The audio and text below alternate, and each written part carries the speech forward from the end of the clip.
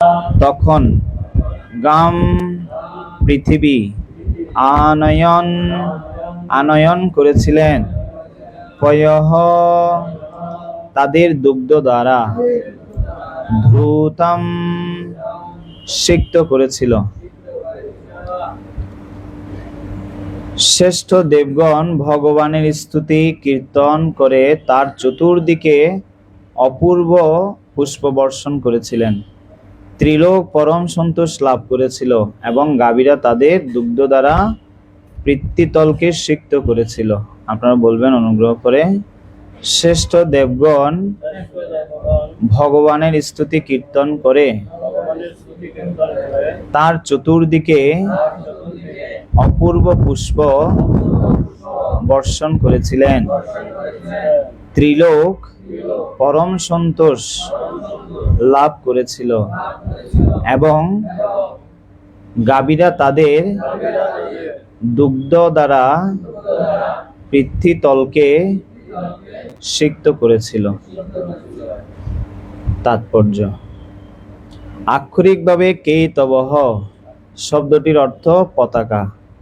নেতৃস্থানীয় দেবতারা দেবতা কুলের প্রতীক বা পতাকা স্বরূপ এবং তারা ভগবানের মহিমা কীর্তনের প্রধান ভূমিকা গ্রহণ করেছিলেন।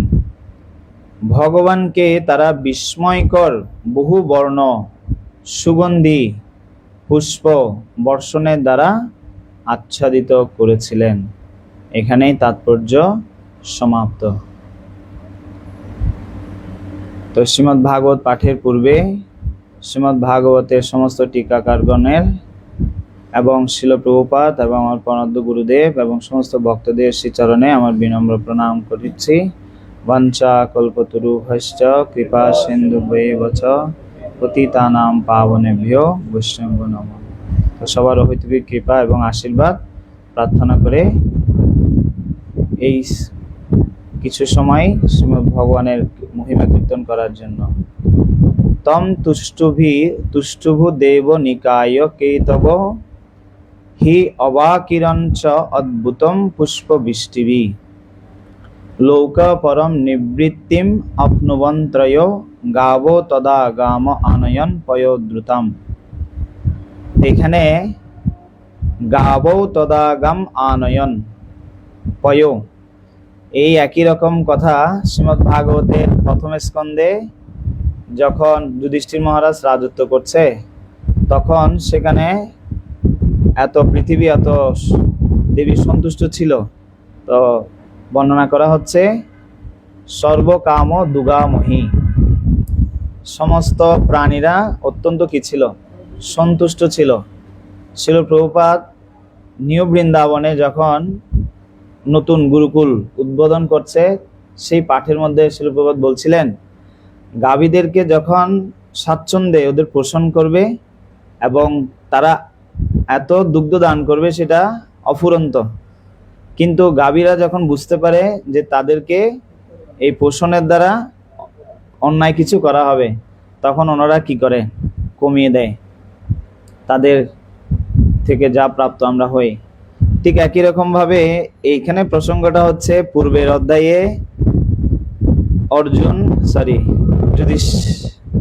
ইন্দ্রদেব তিনি ভগবানকে সাধারণ একটা বালক মনে করে ভগবানের সাথে ক্রোধ কি করছে? প্রদর্শন করেছে। এবং আচার্যরা বর্ণনা করছেন এই অধ্যায়ের সারাতিসারে যে ইন্দ্রের মতো একজন এত তত্ত্বজ্ঞ এত মহান একজন ব্যক্তিত্ব হয়েও ভগবানের পরিচয়টা ভুলে যায় এবং এই ধরনের আচরণ করে। আর এই অধ্যায়টা হচ্ছে ইন্দ্র এবার বুঝতে পারলো যে আসলে না, আমি যাকে যেরকমটা মনে করছিলাম আসলে উনি ওইরকমটা না। তা এখন কি করবে? তা এখন তো ভুল বুঝতে পারলো, এই ধরনের অনেক যুদ্ধ অনেক কিছু করলো, করার পরে যখন বুঝতে পারলো যে না উনি সাধারণ কেউ না, তখন সুরভি মাতাকে উনি সম্মুখে রেখে কি করলেন? আনলেন, যেগুলো আমরা আগে পূর্বে 22-23 শ্লোকে পড়েছি। এবং কৃষ্ণ উমাস মন্ত্র সুরভি পয়সাৎমন, জলৈরাকাশ গঙ্গায়া ঐরাবতক উদ্রতই। তো এখানে সুরভি মাতাকে এনে সম্মুখ ভাগে রেখে ভগবানের প্রসন্নতা বিধানের জন্য কিছু প্রচেষ্টা ইন্দ্রদেব করছেন। তার আজকের যে শ্লোক আমরা পড়লাম দুইটা, একটা হচ্ছে 24, এই 24 নম্বর শ্লোকে শুধু ইন্দ্রদেব না, তুম্বুরু, নারদ, গন্ধর্ব, বিদ্যাধর, সিদ্ধ, চারণ সবাই মিলে কি করছে? ভগবানের মহিমা কীর্তন করছে, করার জন্য সমবেত হয়েছে। আবার শুধু তাই না, আবার তাদের পত্নীরাও সহ ভগবানের সম্মুখে ভগবানের সম্মানের জন্য নৃত্য করছে। হ্যাঁ, এই 24 নম্বর শ্লোকে। আর 25 নম্বর শ্লোকে এখানে বলা হচ্ছে না, শ্রেষ্ঠ দেবগণ ভগবানের স্তুতি কীর্তন করে তার চতুর্দিকে কি করছে? পুষ্প। যেমন আমরা পুষ্প অভিষেকের মধ্যে ভগবানকে পুষ্প দিই, এখন তো পুষ্প ট্যাক্সই হয় না, সেজন্য প্লাস্টিকের পুষ্প দিয়ে সাজালে ভালো সুন্দর দেখায়। তা আগে আগে এত সুন্দর সুন্দর পুষ্প, এত সুগন্ধ, এত কিছু ছিল, হ্যাঁ, সেগুলো দেখতেই মন ভরে যায়, সুগন্ধতে মন ভরে যায়। কিন্তু এখন বর্তমানে সময়ে পুষ্প গাছেরও অভাব, সুগন্ধেরও অভাব। গাছ আছে, পুষ্প আছে, কিন্তু কি নাই? সুগন্ধ নেই। যাই হোক, কিন্তু আমাদের এই যে আলোচ্য বিষয়বস্তু, এখানে ইন্দ্রদেব তিনি তার নিজের স্থানের মধ্যে থাকার কারণে নিজের পদের প্রতি অন্ধ, পদান্ধ বলা হয় এটাকে, নীতিশাস্ত্রকার বলছেন পদান্ধ। তা আমাদের সাধক জীবনেও আর পারিপার্শ্বিক বিশ্বেও দেখা যায়, যখন কেউ কাউকে বোঝার জন্য, শ্রীমান অনঙ্গ মহাপ্রভু বলছে, কাউকে যদি বুঝতে হয় তাহলে দুইটা জিনিস দিয়ে কাউকে বোঝা যায়। একটা হচ্ছে কেউ যখন একা থাকে সে কেমন, সে নিজে বুঝতে পারে কি চিন্তা আসছে, কি কাজ করছে। আর দ্বিতীয়টা হচ্ছে কাউকে যদি ক্ষমতা দেয়া হয়, তখন ক্ষমতা পাওয়ার পরে সে কি করছে। এই দুইটা জিনিস দ্বারা বোঝা যায়। আর একটা বোঝা যায়, সেটা হচ্ছে কে ঘুম থেকে কখন উঠে কয়টায় ঘুমায়। 3 নাম্বার। আরেকটা বোঝা যায় সে ব্যক্তি কার সাথে মিশে, কোন ধরনের ব্যক্তিদের সাথে মিশে, এটা দেখে বোঝা যায় কেমন। এখন ইন্দ্রদেব এখানে সবসময় একটা রাজকীয় পরিবেশের মধ্যে, বড় সম্মানের মধ্যে ছিল, সেজন্য কৃষ্ণ যে ওনার থেকে অনেক গুণে শ্রেষ্ঠ, সেটা উনি অনেক কি হয়ে যাচ্ছে, ভুলে যাচ্ছে। তা এখন অনেক সময় মনে হতে পারে যে আসলে এত বড় ব্যক্তি, ওনাকে যিনি পদস্থিত করলো, ওনাকে কেন উনি ভুলে যাচ্ছে। এটা হচ্ছে দুর্গা দেবীর দুইটা শক্তি, যেটা আমরা সকলে জানি। একটা হচ্ছে আবরণাত্মিকা শক্তি, আর একটা হচ্ছে প্রক্ষেপাত্মিকা শক্তি। তা আমাদের যতই জ্ঞান থাক, যতই দক্ষতা থাক, কিন্তু একটা সময় গিয়ে সেটা কাজ করে না। কোন সময় কাজ করে না? যেটা হচ্ছে ছল বিদ্যা। এই কর্ণের মতো এই পরশুরামের কাছে গিয়ে নিজেকে পরিচয় দিচ্ছে যে আমি হচ্ছি ব্রাহ্মণের পুত্র। তেভাবে করে তিনি সব বিদ্যা রপ্ত করলো। হ্যাঁ, তা আমরাও ইস্কনে আসি, প্রথমে বিনম্র, না আমি অদম, আলুদ্দম, নরাদম, আরো কত বলা হয়। কিন্তু যখন ধরেন যে দিন যেতে যায়, না না আমি তো মনে হয় এরকম ছিলাম না, আসলে ভুল বলছিলাম, আমাকে সবাই প্রভু বলছে, সবাই মালা দিচ্ছে, এত সুন্দর সবকিছুর বাহবা দিচ্ছে, না মনে হয় না আমি সেরকম না। কিন্তু পরবর্তীতে এইভাবে করতে করতে কি হয়, এটা উপলব্ধি চলে আসে যে না আমি নিত্য কৃষ্ণ দাস না, আমি হচ্ছি নিত্য প্রভু। তো সেজন্য শ্রী চৈতন্য চরিতামৃতে মধ্যলীলায় তাৎপর্য শিল প্রভুপাদ লিখেছেন, বিগ্রহ সেবা এবং হরিনাম জপ একটা নবীন ভক্তের উভয়টা একসাথে করা উচিত। তাহলে সে নবীন ভক্তের ধীরে ধীরে ধীরে ধীরে ধীরে আত্ম উপলব্ধি হবে। কারণ সব মন্ত্রে আপনি সব কিছুতে দেখবেন সেখানে মানস পূজা করা হয়, নাহম বিপ্র নচ নরপতি, এই মন্ত্রগুলো বলতে হয়। যা কিছু আপনি দেবেন গুরুদেবকে দিয়ে আপনাকে দিতে হবে। হ্যাঁ, সবকিছু এরকম। তো একটু উপলব্ধিতে সহায়ক হয় এটা। না আমি আমি প্রভু না, আমি হচ্ছে দাস, এটা বুঝতে অনেক সহায় হয়। কিন্তু যখন সব সময় এই সম্মান প্রশংসা আসে, তখন এইগুলোকে আসলে কি করে নেয়া, পূর্বতন আচার্যদেরকে অর্পণ করা, ভগবানকে অর্পণ করা খুব কঠিন আছে। কিন্তু যারা একদম ট্রান্সপারেন্ট তারা করতে পারেন। তা দুইটা বললাম, একটা হচ্ছে এই প্রথমটা কি বললাম, বিগ্রহ সেবা, আর একটা হচ্ছে হরিনাম জপ। এই দুইটা একসাথে করা উচিত, না হলে পদ আমাদেরকে কি করতে পারে, ভুল স্থানে নিয়ে যেতে পারে, পদান্ধ। তা একটা হচ্ছে আবরণাত্মিকা শক্তি, আর একটা হচ্ছে প্রক্ষেপাত্মিকা শক্তি। তো এইটা বললাম প্রক্ষেপাত্মিকা শক্তির প্রকাশ, এর মানে আচরণ যেটা হচ্ছে এই লীলাটা, ওনার জ্ঞান আছে কিন্তু ভুলে গেছে। আর একটা হচ্ছে আবরণাত্মিকা, এটার উদাহরণ হচ্ছে অজামিল। অজামিল 17টা গুণে গুণান্বিত ছিল। ষষ্ঠ স্কন্ধে প্রথম অধ্যায়ে 48 নম্বর থেকে 8 নম্বর শ্লোক পর্যন্ত এই কথাতে বর্ণনা আছে। তদ গুণাবৃত্তশীলা, ওনার সম্বন্ধে 17টা গুণের কথা বলা হচ্ছে। তথাপি উনি শুধু একটা কি দেখেছে, সিনারি দেখেছে, ওইটা দেখেই সব কি হয়ে গেছে, চেষ্টা করছে ধায়ত বিষয়ান পুংস কাম ক্রোধ তথা লোভ, না এগুলো ঠিক না, ঠিক না, চোখ বন্ধ করে ধ্যান করে ভগবানকে স্মরণ করছে। কিন্তু যখনই মদন বেগ কাউকে মারবে, সেই জায়গাটা দিয়ে আবার পাশ করে এসে ঠিক জায়গায় সুরে ফিরে আসা খুব কঠিন আছে। কিন্তু সেটার একটা বিপরীত দৃষ্টান্ত রাধেশ্যাম বলছেন ভাগবতের 10ম স্কন্ধে মণিগ্রীব, নলকূপের এই ধরনের একটা দৃশ্যের দেখেছে। কে দেখেছে? নারদ মুনি দেখেছে, অজামিলও দেখেছে। হ্যাঁ, তো দুইজনেই দেখেছে, কিন্তু একজনের অধঃপতন হয়েছে, একজন উন্নয়ন করেছে। হ্যাঁ, তা এখন দৃশ্য তো আসলে এখানে সব জায়গায় দেখা যায়, পেপসুডেন্টের মধ্যেও দেখা যায়। হ্যাঁ, আপনি কোথায় যাবেন, হ্যাঁ পেপসুডেন্টের ইয়ার মধ্যে দেখা যায়। তা এখন সেই আবরণাত্মিকা শক্তি, প্রক্ষেপাত্মিকা শক্তি সবার উপরে বলবৎ থাকে, কিন্তু একটা শক্তি দ্বারা এগুলো থেকে নিজেকে সুরক্ষিত রাখা যায়।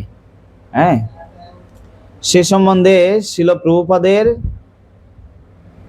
একজন শিষ্য ছিল, স্বরূপ সিদ্ধ মহারাজ, সিদ্ধ স্বরূপ মহারাজ, যদি আমার ভুল না হয়, ঠিক বলছি? সিদ্ধ স্বরূপ মহারাজ না স্বরূপ সিদ্ধ মহারাজ? সিদ্ধ স্বরূপ মহারাজ, দুইটার একটা হবে। তো উনি আর একটা জোন খুলে ফেলেছে ইসকনের মতোই, মানে উনি প্রভুপাদের আর কথা শুনে না। তো কিছু কিছু ভক্ত বিভ্রান্ত হয়ে যাচ্ছে। ইভেন মহাত্মা প্রভু, বুরিজন প্রভুর মতো ব্যক্তিত্ব, ওনারা বলছে উনি ঠিক আছে। কে? স্বরূপ সিদ্ধ মহারাজ।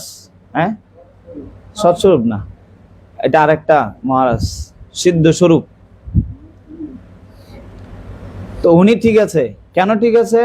উনি বলেন যে গ্রন্থ বিতরণ করার কোনো প্রয়োজন নেই, গ্রন্থ বিতরণ করতে গিয়ে মিথ্যে কথা, এটা ঠিক না, আর মানুষকে বিরক্ত করা এগুলো ঠিক না, উনি এটা বলতো। সেই জন্য বুড়িজন প্রভু বলছে ওনারটাই ঠিক।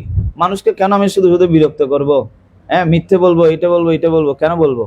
তো শিল প্রভুদের সাথে প্রায় 40 থেকে 50 মিনিট শুধু ওনার সাথে বিতণ্ডা হয়েছে। কার সাথে? বুড়িজন প্রভুর সাথে। হ্যাঁ, বুড়িজন প্রভু ওনার সহধর্মিনী সহ ওনারা বলছেন স্বরূপ সিদ্ধ স্বরূপ মহারাজ কি আছে, ওনার কথাগুলো, আদর্শগুলো ঠিক আছে। তো শিল প্রভু জিজ্ঞেস করছে, তাহলে ইসকনের কোন জিনিসটা ঠিক নেই তুমি আমাকে বলো।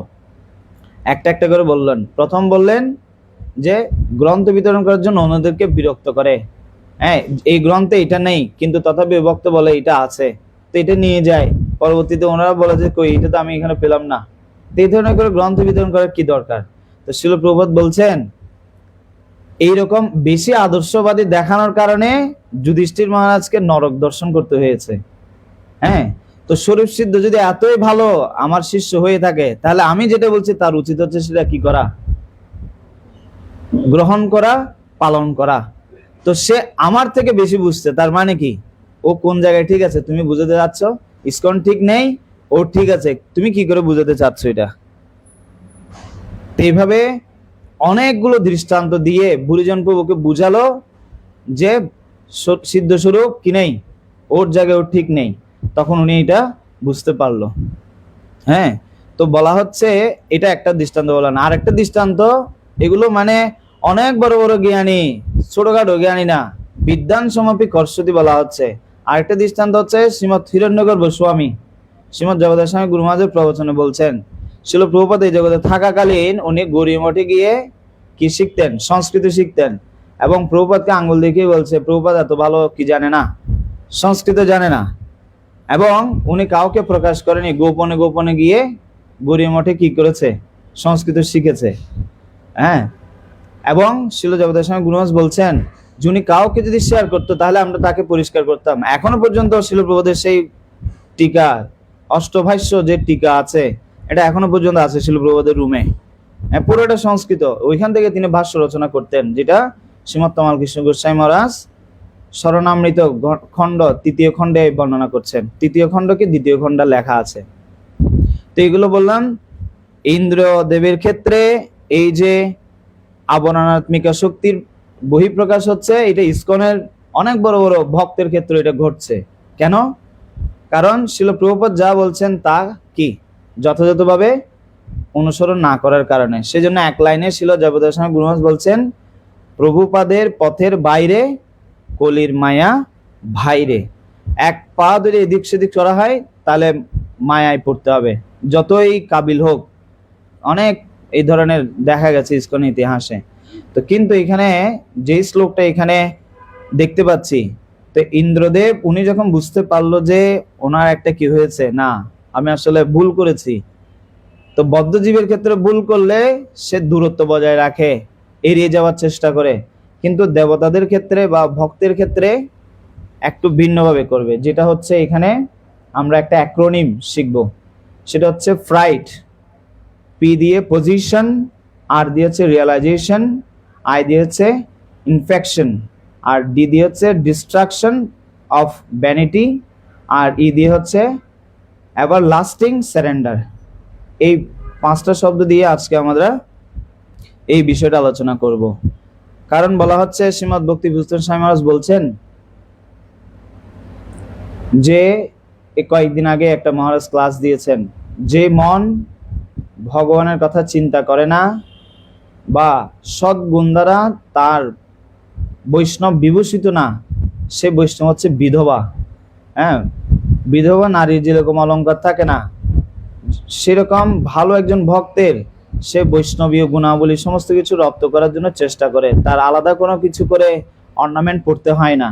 হ্যাঁ, এই ধরনের আর একটা কঠিন কথা শ্রীমৎ গৌর গোবিন্দ স্বামী মহারাজ বলছেন, ভগবানের নামের প্রতি অধিক দৃঢ়তা না থাকার কারণে অনেক ভক্ত বিপদে বলে নৃসিংহদেবকে ডাকে বা নৃসিংহদেব স্তুতি করে, নৃসিংহ কবচ পড়ে। কেন? ভগবানের নাম জপ করে কি সব সমাধান হয় না? হয়। তো মহারাজ বলছিলেন যে ইসকনে নৃসিংহ আরতি কখন থেকে শুরু হয়েছে, কিভাবে শুরু হয়েছে, এটা হয়তো অনেকে জানে না। কেন এটা দেয়া হয়েছে সেটা জানা দরকার। সান ফ্রান্সিসকোতে একসময় রথযাত্রা হচ্ছে, রথযাত্রার সময় একটা মন্দিরে বোম বাস্টিং হয়। তো ভক্তরা বলে প্রভুপাদ এই ধরনের মন্দিরে এই ধরনের ঘটনা ঘটেছে। তখন শিল প্রভুপাদ বলছে নৃসিংহ আরতি কি করো, নৃসিংহ পূজার আরম্ভ করো। ওই তখন থেকেই এই নৃসিংহদেবের কি হয়েছে, প্রাদুর্ভাব হয়েছে। কিন্তু দেখেন ইসকনের শুরু কিন্তু এই হরিনাম দিয়েই, কিন্তু ওনার গুরুদেবের শিল ভক্তি সিদ্ধান্ত সরস্বতী ঠাকুরের সামনে কি রেখেছে, চিত্রপট রেখেছে। এবং শিল প্রভুপাদ কি করছেন, হরে কৃষ্ণ কৃষ্ণ কৃষ্ণ হরে হরে, হরে রাম রাম রাম হরে হরে। এভাবে কীর্তন করেই শুরু হয়েছে। হ্যাঁ, কিন্তু আমাদের যেহেতু অত নামের প্রতি অত দৃঢ়তা না থাকার কারণে অত কিছু এনভায়রনমেন্ট দেয়া হয়েছে। এই অনুষ্ঠান করো, ওই ফেস্টিভ্যাল করো, স্বীকৃতি করো, পুণ্য করো, এঙ্গেজ থাকো, ব্যস্ত থাকো সবাই, এভাবে কৃষ্ণময় হওয়ার জন্য। কিন্তু আলটিমেটলি নামের প্রতি আমাদেরকে কি অনেক বেশি কি যত্নবান হতে হবে। যেমন বলা হচ্ছে পাঁচটা ত, এই ফ্রাইডটা আলোচনা করার আগে একটা জিনিস বিনম্রতা দরকার, সেজন্য তা মানে তয়কাত্তা। প্রথমটা হচ্ছে গম্ভীরতা।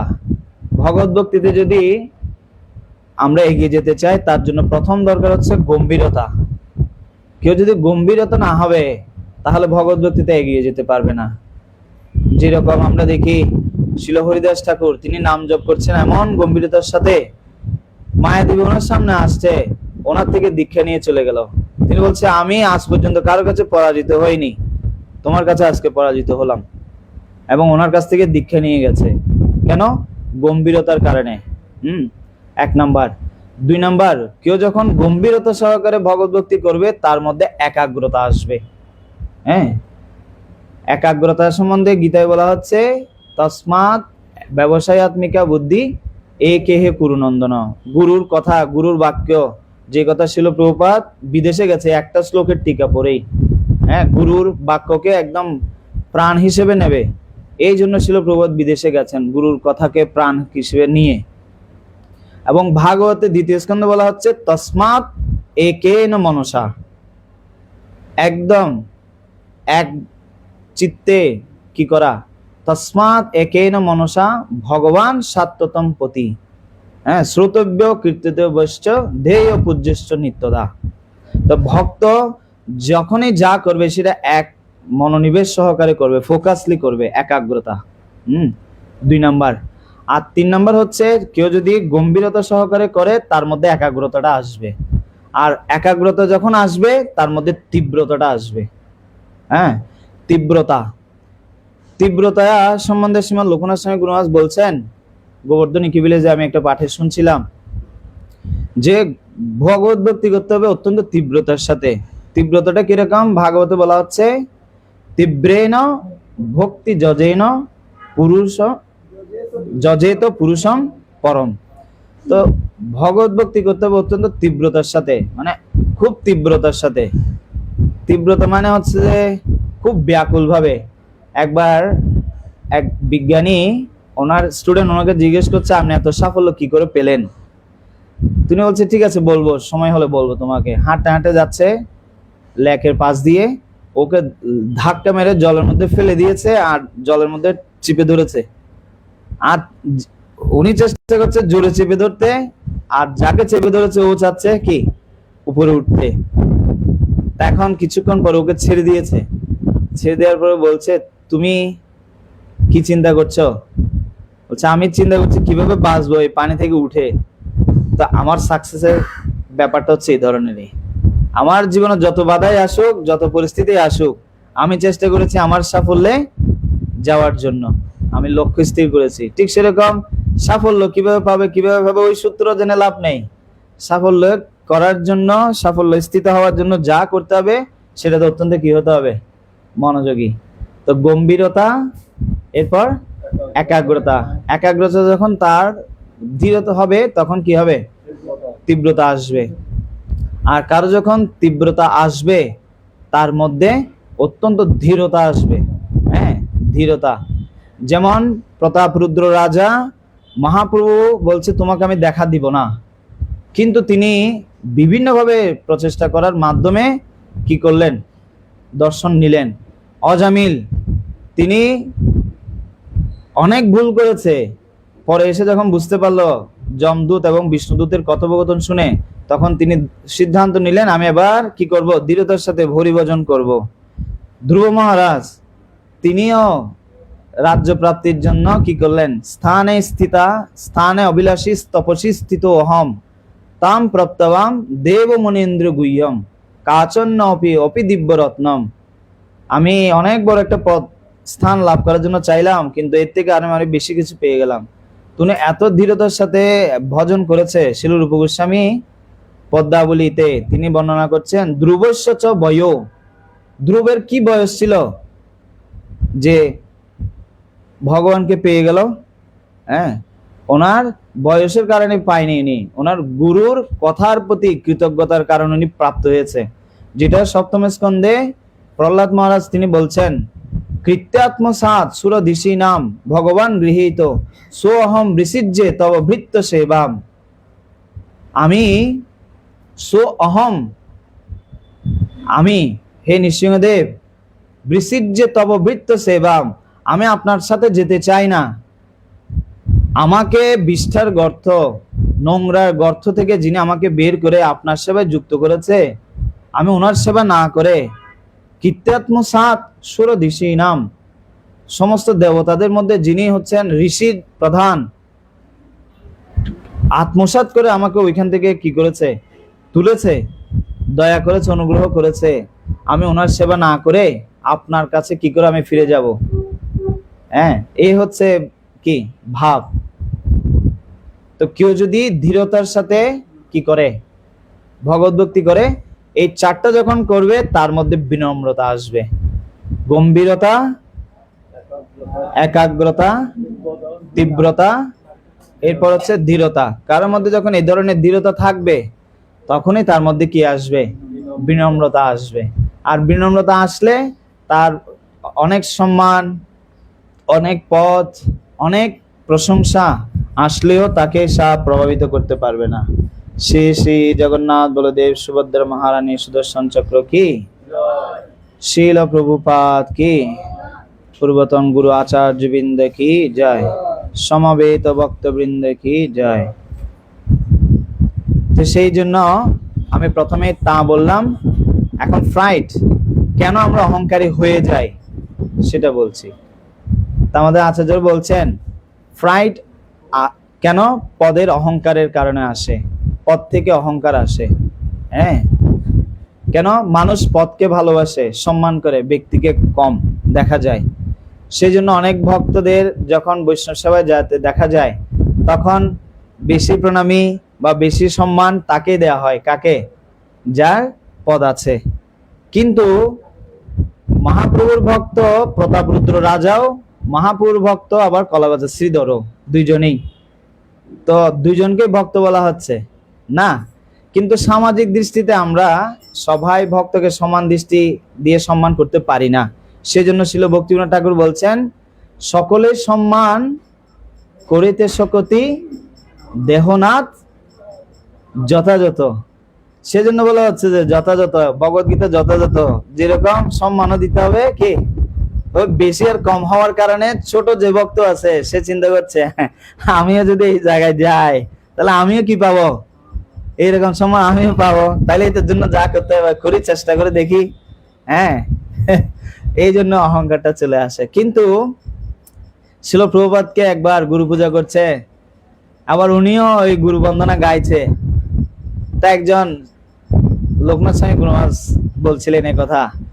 হ্যাঁ, উনি আগে দীক্ষার নাম দিতে চেয়েছে, বলছে আমার দীক্ষার নাম দিন না। ওনার কত সম্মান নেয়।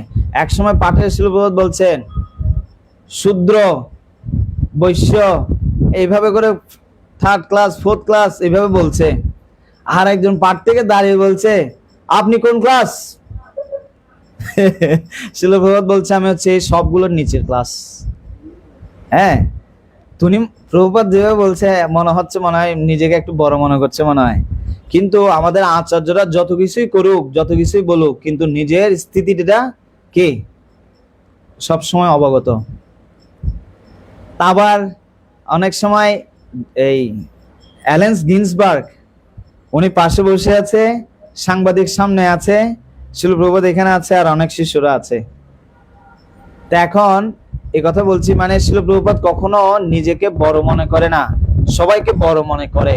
হ্যাঁ, তা আমাদের শ্রীমদ ভক্তি পুরুষোত্তম স্বামী মহারাজ বলছেন আমরা কত মহান সেটা বুঝাই না, আমি কত সম্মান পাচ্ছি বোঝাই, সেটা আমি অন্যকে কত সম্মান দিতে পারছি সেটার দ্বারা। এখন এই অ্যালেন্স গিন্সবার্গকে উদ্দেশ্য করে জিজ্ঞেস করছে উনি আপনার শিষ্য, এখন আপনি হলে আমি হলে কি বলবো একটু বিচার করে দেখেন। তো বলছে উনি ছিল প্রভুপাদকে ভালোবাসে, কারণ উনি হচ্ছে পুরো যতগুলো হিপি আছে সব হিপিদের বস, মানে সবকিছু সাপ্লাই করে আর কি, হিপিরা যা খায় মানে ওনাকে প্রভু মানে, হ্যাঁ বস মানে। তো একটা রুম আছে পুরো অন্ধকার, প্রভুপাদকে একটা মানে চৌকির মধ্যে উপরে রেখেছে, সেখানে কীর্তন করে পাঠ দেয়। অ্যালেন্স গিন্সবার্গ প্রভুপাদকে ভালোবাসে, হ্যাঁ, শিল প্রভুপাদকে ভালোবাসে, সম্মান করে। এখন ওনার লম্বা লম্বা দাড়ি, লম্বা লম্বা চুল, বিশাল ব্যাপার, মানে দেখে মনে হবে একবার সেরকম, মানে প্রভুপাদের অনুসারী মনে হবে না। কারণ সাংবাদিক জিজ্ঞেস করছে উনি কি আপনার শিষ্য? এখন শিল প্রভুপাদ বলতে পারছে না যে আমার শিষ্য। হ্যাঁ, তা এখন কি বলবে? না বললে উনি কষ্ট পাবে, হ্যাঁ বললে আবার ইসকনের স্ট্যান্ডার্ডের সাথে যায় না। কি বলবেন? খুব রহস্যজনক। তো শিল প্রভুপাদ বলছেন, কেউ আমার শিষ্য না, আমি কারো গুরু না, আমি সবার দাসানুদাস। হরে কৃষ্ণ। হ্যাঁ, তা আমরা যদি অনেক সময় সম্মান পাই, তখন শুধু আমি নিজেকেই বলতে চাই। ভাগবতে একাদশ স্কন্ধ 25 অধ্যায় আছে, পুরা ত্রিগুণের ঊর্ধ্বে একটা অধ্যায় আছে। কেউ যদি নিজেকে শ্রেষ্ঠ মনে করে, কেউ যদি নিজেকে মহান মনে করে, কি ধরনের সে কথা বলবে, সব লেখা আছে, একদম লেখা আছে। কৃষ্ণ উদ্ধবকে সব বলছে। হ্যাঁ, তো যাই হোক, এটা হচ্ছে ফ্রাইট, পি দিয়ে, আর দিয়ে হচ্ছে রিয়েলাইজেশন, ভগবানের ক্ষমতা উপলব্ধি।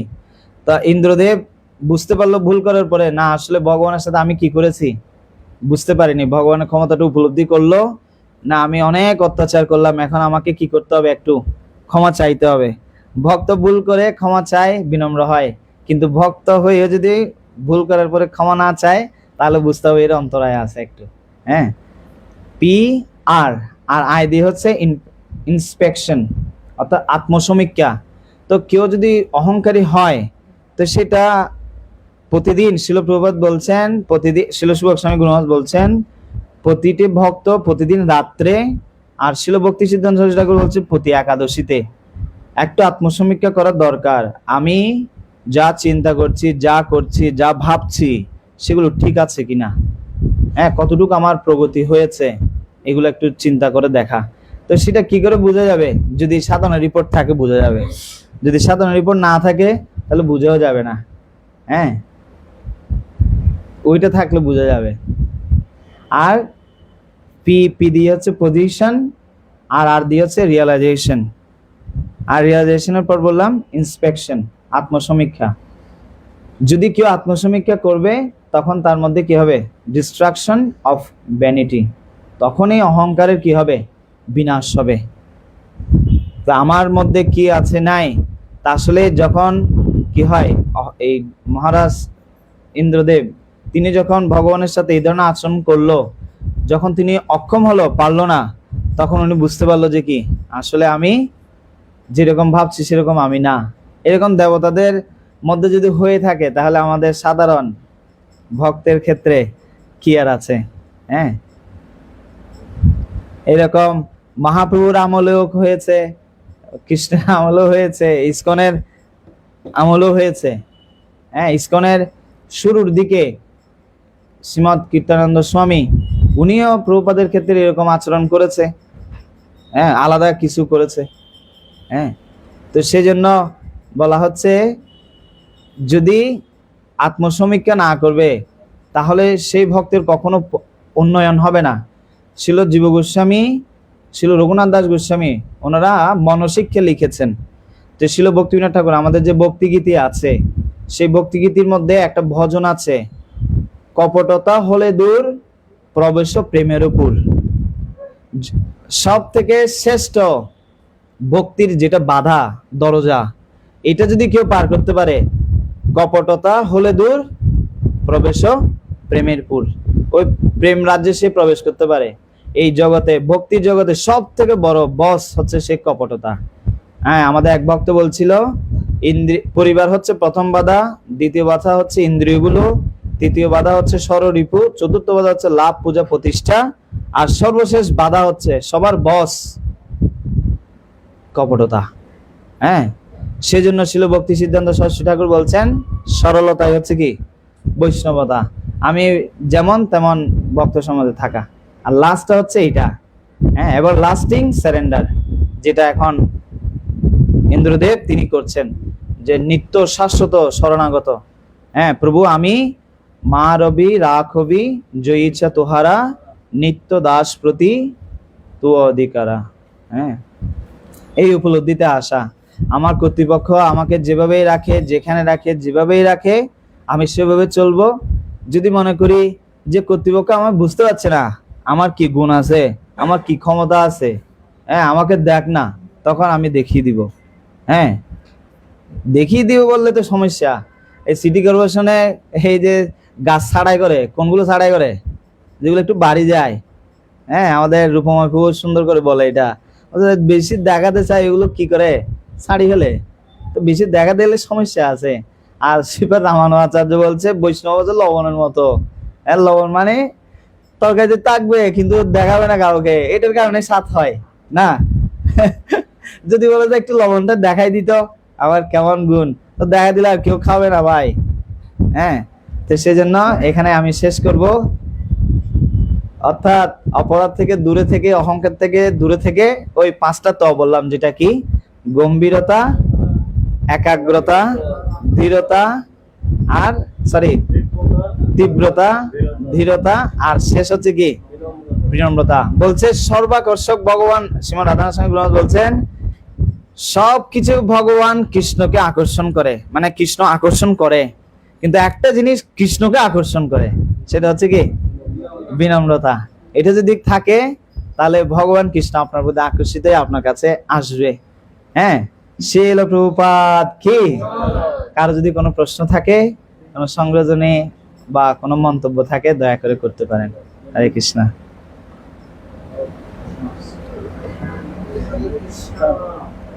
হ্যাঁ প্রভু,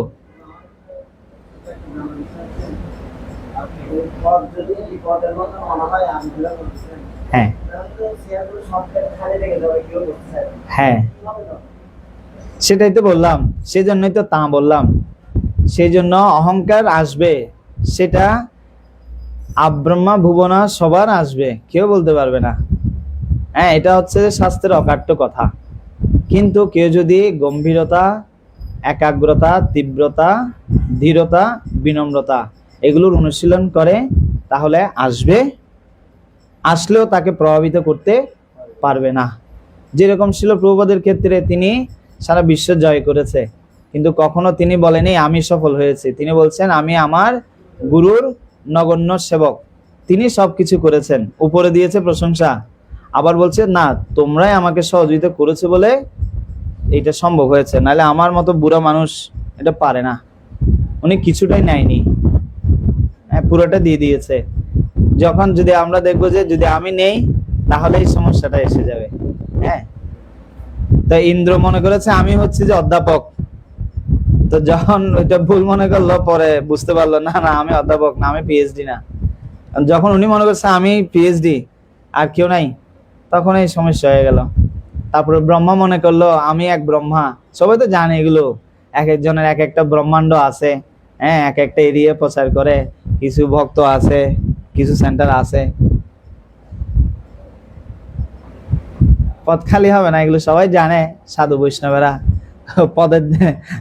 পথ নিতে হবে। শিল ভক্তি সিদ্ধান্ত সরস্বতী ঠাকুরের একটা কথা এই সম্বন্ধে বলছেন, বৈষ্ণব গুরু হয় এই জন্য যাতে অপসম্প্রদায়গুলো ভুল সিদ্ধান্তগুলো কি না করে ফেলে, ছেয়ে না ফেলে। এই জন্যই বৈষ্ণবরা গুরুপদ গ্রহণ করে। কিন্তু গুরু যদি মনে করে আমি গুরু, তাহলে তিনি ওই গড় যে নিচে রস শুকর আছে সে রস শুকরটা উঠে যাবে। আর বাকিটা আমি শব্দটা বললাম না, এটা আমাদের আচার্যরা বলছেন। আর আমরা মনে করি যে উনি গুরু, কিন্তু গুরু কখনো মনে করে না উনি গুরু। এই গুরুর পদটা আজীবন খালি আছে, আজীবন। সব গুরুরাই মনে করেন কৃষ্ণম বন্দে জগৎগুরু। হ্যাঁ, শ্রীপাদ শঙ্করাচার্য যেটা বলছেন, উনিই হচ্ছে জগৎগুরু। গুরু মনে করে আমি গুরু না, আমি হচ্ছে আমার গুরুর দাস, আমি অযোগ্য।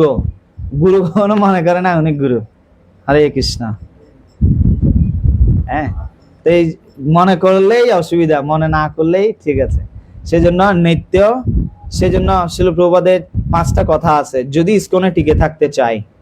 হ্যাঁ, এটা সব ভক্তের জন্য সর্বকালের সর্বোত্তম উপদেশ। হ্যাঁ, প্রথম হচ্ছে গুরু এবং শাস্ত্রের প্রতি অগাধ বিশ্বাস রাখতে হবে, 1 নাম্বার। হ্যাঁ, তার জন্য শিল প্রভুপাদের গ্রন্থগুলো পুঙ্খানুপুঙ্খভাবে পড়তে হবে।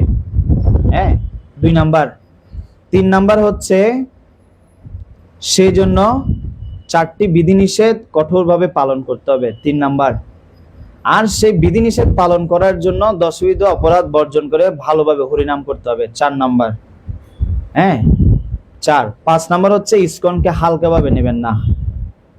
হ্যাঁ, শিল প্রভুপাদ ওনার এক শিষ্যকে পত্রে এইটা বলেছে, এই 5টা জিনিস। কেউ যদি ইসকনে টিকে থাকতে চায়, যত পদ আস, যত সম্মান, যত কিছু আসুক, ওটা কোনো কি না ব্যাপার না। এটা শিল প্রভুপাদের কথা। শিল ভক্তিচারক স্বামী গুরু মহারাজ বলছেন, আমি 3টা আদেশ আমি শিরোধার্য করে ইসকনে টিকে আছি। চৈতন্য মহাপ্রভুর সেমিনার দিচ্ছে আজ থেকে 1990-95 দশকে। গুরু মহারাজ বলছিলেন 1 নাম্বার হচ্ছে শিল প্রভুপাদকে যদি তোমরা ভালোবাসো, শিল প্রভুপাদ বলছেন তোমরা যদি আমাকে ভালোবাসো, একে অপরকে কি করো, সহযোগিতার সাথে এই আন্দোলনকে সেবা করে এগিয়ে নিয়ে যাও। এটা আমার প্রতি ভালোবাসা প্রদর্শিত হবে, 1 নাম্বার। তো গুরু মহারাজ ইসকনের যত কিছুই হোক পরস্পর সহযোগিতার মাধ্যমে কি করেছেন, চালিয়ে নিয়ে গেছেন, 1 নাম্বার। 2 নাম্বার হচ্ছে ইসকনের সর্বোত্তম কর্তৃপক্ষ হচ্ছে জিবিসি।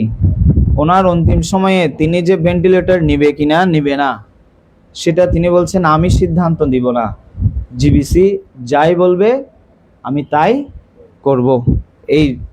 এই ধরনের শরণাগত হওয়া, মানে আমার কিছু জীবনে কিছু আসলে আমার কর্তৃপক্ষ যেটা বলে সেটা আমি করব, আমার কোনো কিছু কি নাই, এই ধরনের ভাব, 2 নাম্বার।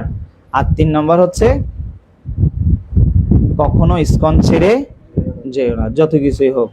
এই 3টা শিল ভক্তিচারক স্বামী গুরু মহারাজের উপদেশ। হরে কৃষ্ণ কৃষ্ণ কৃষ্ণ হরে হরে, হরে রাম রাম রাম হরে হরে। শিল প্রভুপাদের জয় হোক, ইসকন গুরু আচার্যবৃন্দের জয় হোক, সমবেত ভক্তবৃন্দের জয় হোক। গৌর প্রেমানন্দে হরি হরি বল।